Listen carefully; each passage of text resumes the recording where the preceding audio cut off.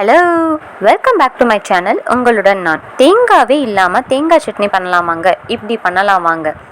2 table spoon கடலெண்ணெய் ஊற்றிட்டு ஒரு மீடியம் சைஸ் வெங்காயம், அப்படி இல்லைன்னா சின்ன வெங்காயமும் ஆட் பண்ணிக்கலாம். 2லேருந்து 3 பச்சை மிளகாய், 2 பல்லு பூண்டு, கொஞ்சமாக புளி ஆட் பண்ணி நல்லா கோல்டன் ப்ரௌன் வர வரைக்கும் வணக்கிக்கோங்க.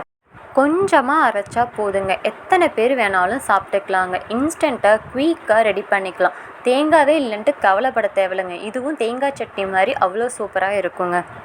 நல்லா வணங்கினதும் நல்லா ஆற விட்டுட்டு ஒரு மிக்சி ஜாரில் மாற்றிக்கோங்க.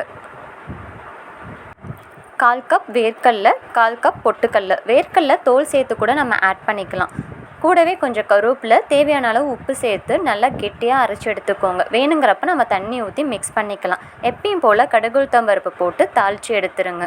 தாளிக்கும் போதே ஒரு வாசனை வரும் பாருங்கள், அவ்வளோ சூப்பராக இருக்குங்க.